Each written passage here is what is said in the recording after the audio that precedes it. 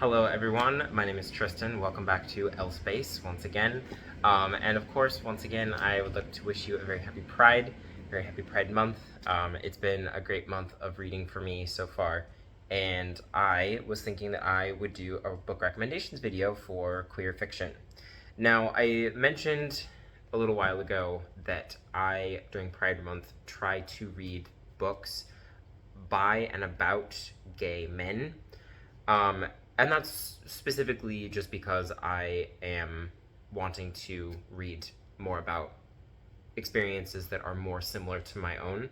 However, I do read very diversely. I read a lot more than just gay male authors, and I will be recommending quite a few of those in this book. So, or in this video. Also, you'll notice that I am very pink. I just went for a run, and it's quite warm out today in Boston, so I am just still a little overheated, but we're gonna make do with what we've got here. Okay.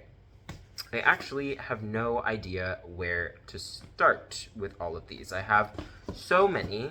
How many do I have? 1, 2, 3, 4, 5, 6, 7, 8, 9, 10, 11 books for you.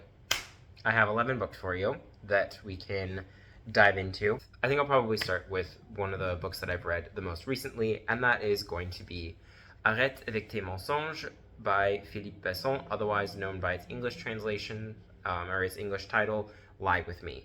And I know that this one has been very widely loved and widely talked about all across BookTube, Bookstagram, and all of that. And I can definitely throw my support and recommendation behind this one as well. It's a really beautiful coming-of-age queer novel. It's all about the lies that we tell to ourselves, to each other, and then also the truths that we omit. There goes the cats again. And it has a heartbreaking ending. But it's one that I think is a very important ending to... It's a very important story to be told, basically. So that is Lie With Me by Philippe Besson. I don't know how the English translation is. I've only read it in French, but it is just a stunning book, and I really love it. Next, I think I'm going to stick with fiction here. So the next one is going to be The Seven Moons of Maali Almeida by Shehan Karunatilaka, and this is such a fascinating book. So first of all, it's a beautiful cover. It won the Booker Prize of 2022, so it's quality literature, as one would at least assume. This is such an interesting book, and it's all about the civil conflict that in Sri Lanka with the Tamil Tigers, and it's called the Civil War, but it's sort of, I'm unsure if you could really call it a civil war. And anyway, so Maali Almeida was a war photographer, and he was basically chronicling or logging various events using his photographs to get the world to pay attention to the conflict that was going on here. He is a sort of closet case a little bit. He's very funny, or the writing is very funny. He's kind of a little bit of a despicable character in some respects, but he's also a character you deeply love by the end of the book.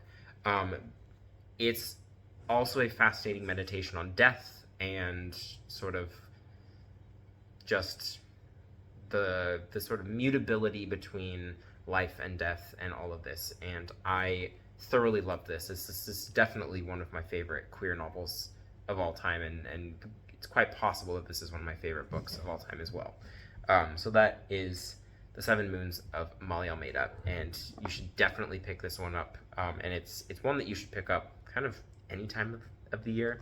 And I think this is a good one for if you're wanting the queer side of things, but also wanting to read about important issues in the world. So that's that on that. I would love to recommend Just by Looking at Him by Ryan O'Connell. I've talked about this, I think, twice already, so this third time's a charm. If you haven't picked this up, now's the time. Just go do it. This book is about a man with cerebral palsy. He is sort of in a little bit of a rut with a relationship, and he comes to find out that a lot of the problems that he's having in his relationship, his work, and his life all stem from the fact that he really has not learned how to love himself. And this is a deeply funny book and has such a great sense of humor. It's witty, it's very fun, and there's so many times in this book where you are laughing out loud, and I certainly was. I underlined the heck out of this book because there were just so many great parts. I also think that Ryan O'Connell has a lot of really good insights onto the gay community as a whole. I think that he has done a really good job with this book of offering not only a sort of testament to what self-love can do, but also a really important critique of the gay community as a whole, especially the white gay community. But yeah, I would definitely recommend this book. It's light in a lot of ways. It can get kind of heavy in some parts, and it's just a beautiful story. Also, it's a gay man with a surprisingly healthy relationship with his father, which is a lovely thing to see.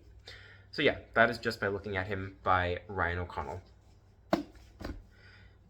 Next up, let's stay kind of on the lighthearted train, shall we? And let's turn our attention to some YA. I don't read a lot of YA, but this is kind of an exception. This is Jay's Gay Agenda by Jason June. Jason June is a delightful author. They are so fun with their telling of queer stories. I think they do a really good job of kind of evoking the teen experience. I think they do a good job of discussing the anxieties and the sort of woes of being a teenager without being condescending or, making light of some of those things.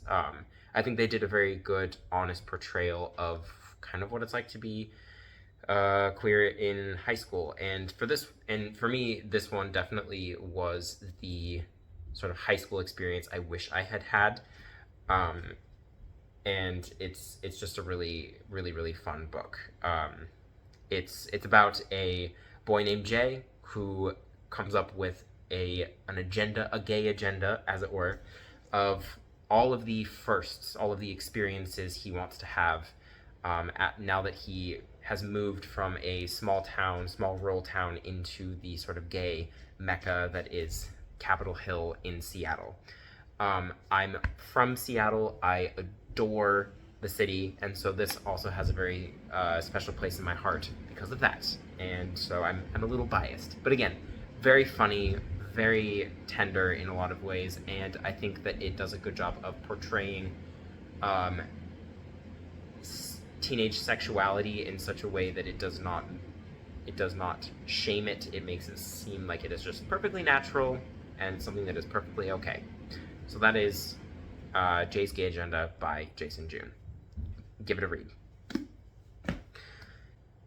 So now, staying with fiction, but let's move into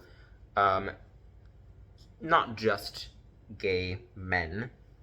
So I would love to recommend, because I will recommend this book all the time in any capacity, in any forum opportunity I can possibly squeeze it in, and that is, of course, Still Life by Sarah Winman. This is my favorite book of all time. I will never stop talking about this book. It is so good. It is a beautiful celebration of life, love, and art. The narrator is tender.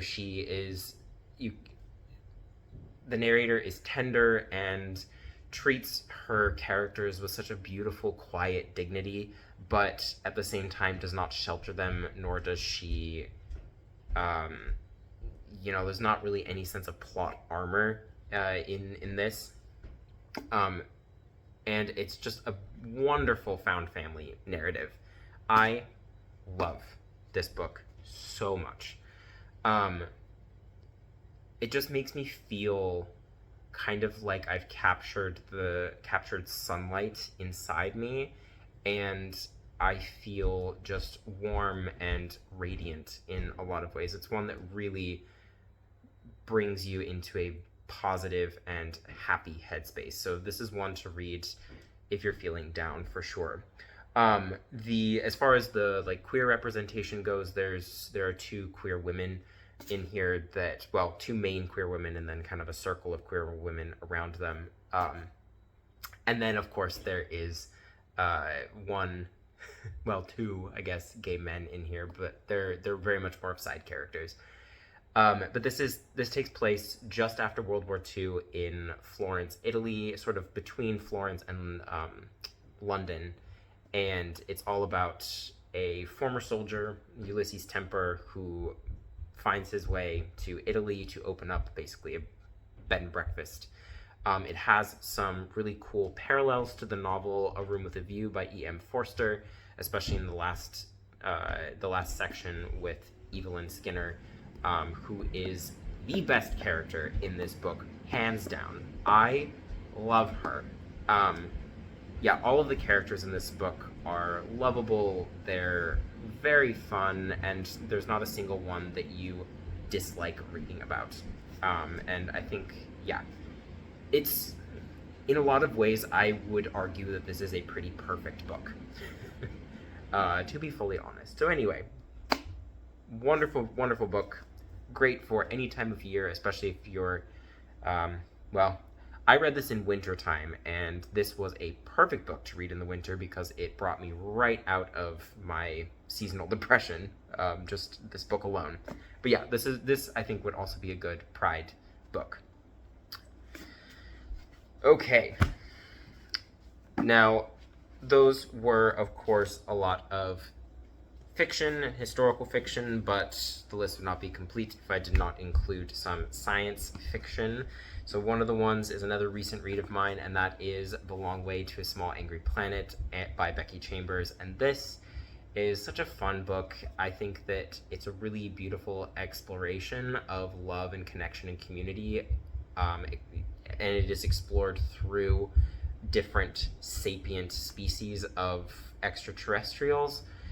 It does a really good job of, I think that Chambers does a good job of evoking the interior feelings of each of these other sapients and definitely differentiates them significantly from the human counterparts.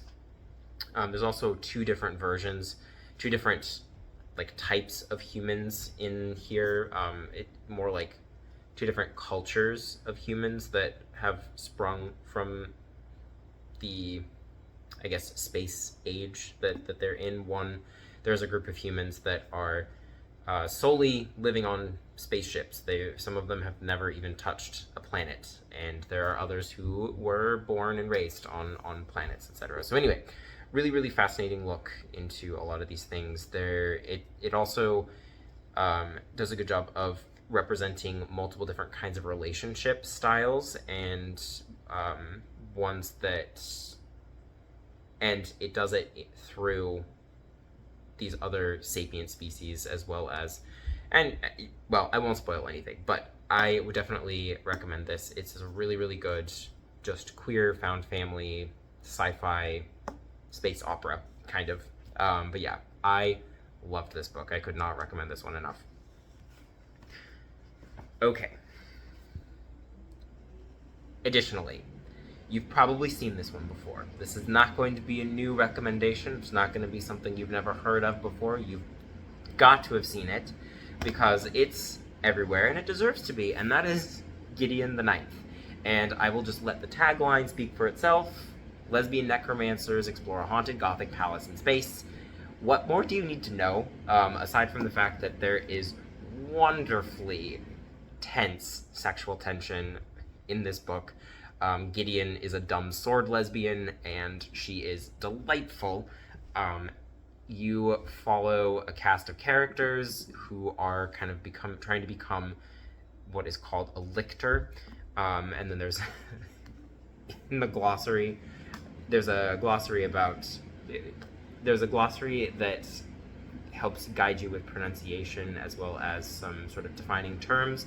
And in here, let me find it because it's too funny. So it's not apparently not in this edition, but in the edition that I had, there was a there's maybe it's in Harrow the Ninth actually, but anyway, just explains lictor, like what it is, and it says pronounced in such a way to facilitate lictor. I barely know her.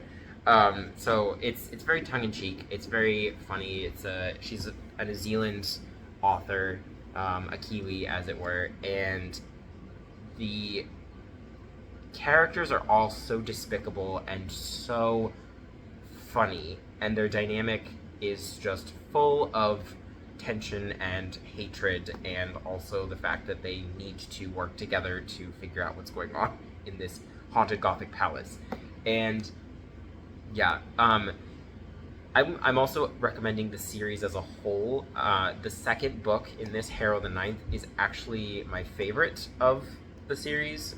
So it, in my opinion, gets much better as you go along. Gideon is a great book, and I love everything about this one, but I think that Harrow the Ninth is even better, without a doubt. I fully believe that. But yes, you absolutely must give this one a go, especially if you're wanting to do sort of sci-fi fantasy mixed, because it is, necromancy, but there is quite a level of sci-fi going on in here. And yeah, you can't miss this one, especially if you're looking for fun sci-fi that's also just wonderfully written. It's wonderful. It's such a good book. Okay. So now I'm going to turn to some nonfiction. One of them is How to Write an Autobiographical Novel by Alexander Chee, and this is a collection of essays that are just kind of meditations on Chee's life as a writer, a queer man, somebody who took part in the ACT UP movement during the AIDS crisis. It's all about writing, identity, also being of mixed race. He's part Korean and part white, and it's just a lot of the difficulties and struggles that he's had dealing with that. This book is one that I would say, if you have some triggers, maybe look at some of the trigger warnings in here. I'm not somebody that has triggers, but there is an essay about the AIDS crisis that is talking about a protest, and he talks in pretty graphic detail how the police responded to their demonstration, and that I had to set the book down, and I needed to stop reading for a little while because I was very upset by that one, just of how unfair and obviously brutal that was. And also, I think, yes, I did read this pretty soon after the 2020 George Floyd protests, and for those that don't know, Seattle was a pretty big hotbed for some of the protests, and I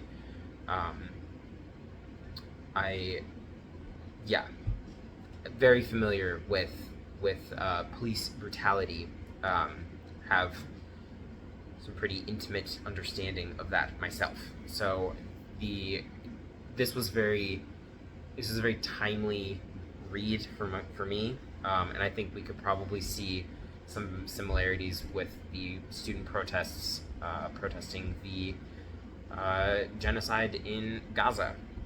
But yeah, aside, that is kind of just a digression, but this is definitely a really great collection of essays that, if you are also interested in writing, I would say that this is a great one for you.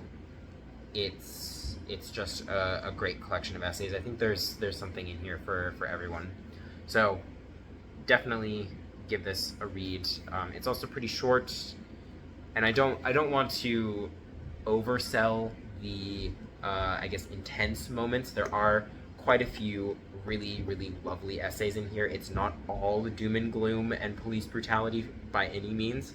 So there's a lot of variety. He covers a lot in this collection, and definitely fantastic. Okay. Next is, I think, one of the most important books that a gay person can read, and that is Borrowed Time by Paul Monette. And this is an AIDS memoir. It is all about Paul Monette and his partner, who, and their time between discovering that they were HIV positive and their eventual deaths. Paul, of course, outlives his partner, and he refers to the partner as his friend. He has some very interesting reasoning behind calling him his friend and not his boyfriend, his partner, his husband, his those words. And it's a fascinating first-hand look into the AIDS crisis, what it took to survive as long as they did, the hoops and hurdles that they had to overcome to just be treated like human beings. And keep in mind, this is like 40 years ago. It's really not that long ago that this was going on. And yeah, it's heartwarming, it's heart-wrenching, it has a lot of really beautiful moments, and also a fascinating look into queer life at the time. Of course, this being a memoir, you do really get the first-hand experience of somebody who lived and then died from this period and from this crisis and from the injustice of that time period. So I would highly recommend this one. I would say that because you know from the outset that Paul Monette dies from AIDS, complications of AIDS, as well as his partner, you can kind of anticipate it, and it allows you to, I guess, really take in and enjoy the rest of the book without, being blindsided by the fact that they died. But yeah, it's beautifully written, it's a fascinating read, and I think that it's not only a piece of queer history that is very necessary for people, but also one that it's a very important queer experience that I think a lot of queer people in this day and age are fairly disconnected from the AIDS crisis, and the fact that it is really not that long ago. I think it's very important to reconnect to that as queer people, because this very much is our recent history, and something that we kind of need to be aware of and understand just what our people went through to get to where we are today. So yeah, fantastic book. I absolutely loved this one. Okay, the last two books are sort of a duo. The first one is going to be E.M. Forster's Maurice. And this is arguably one of the first ever explicitly gay novels. It was written somewhere around 1910, 1911, 1912, somewhere in there. But it was not published until after E.M. Forster passed away in 1970.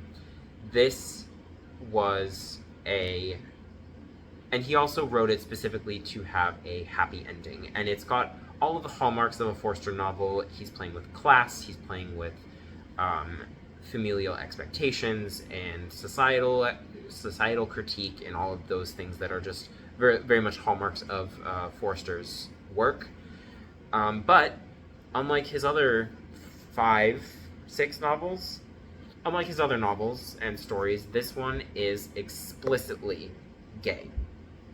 And from the historical literary history perspective, it's a fascinating work.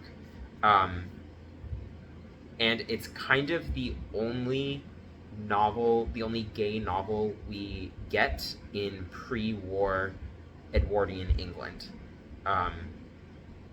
And I think just from that reason alone, it's worth the read. I would say that it's a little slow in a lot of respects, but I do very much like this book, and I can definitely recommend it for all of those above reasons.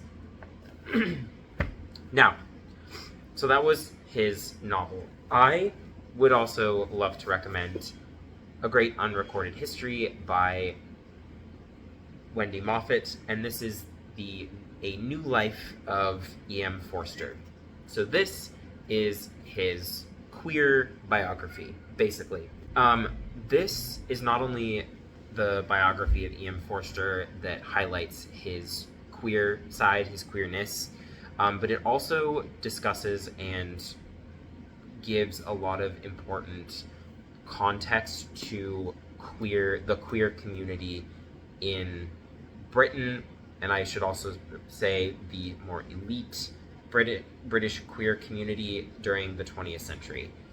This book was fascinating, and as far as a biography goes, it's very well written, it's very engaging, and it reads almost like a novel itself.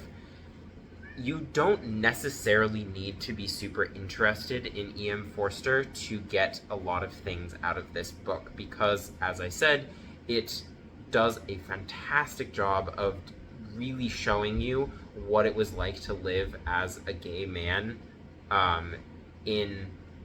throughout the 20th century. Because Forster, as you will, if you read this, it's one of the first things that is discussed is that he was born a few years after he was sort of born in the wake of the Oscar Wilde trials, and then he died a year after the Stonewall riots.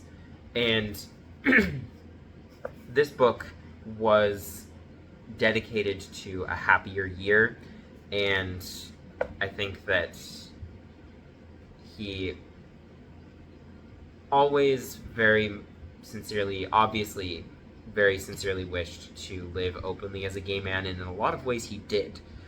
And so, yeah, Maurice, I think, was his love letter to being queer and the idea that, queer people deserve a happy ending, because in a lot of ways he didn't. But it's still a fascinating history of the 20th century, and his life is just so interesting.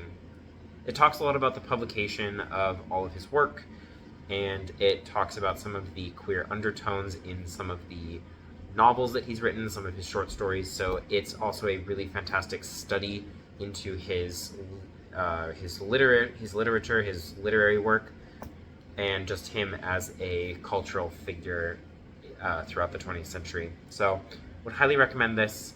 It's, like I said, very well written, it's very engaging, it's very fun, and I have such an immense respect for Wendy Moffat as an author and a historian, because what she did with this book is just phenomenal.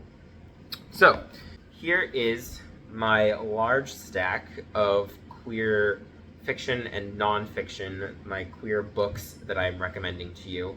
I hope that you give one of these a read, because these are all fantastic books. Obviously, I wouldn't be recommending them if I didn't think they were good. Yeah, definitely let me know in the comments which ones of these you are most interested in reading, if I cannot drop and destroy all of them. If you have read any of them, what are your thoughts on them, of course? I would love to talk more about them in the comments, especially if you've read anything beyond A Great and Unrecorded History by E.M. Forster. I'd be super interested to know what you think.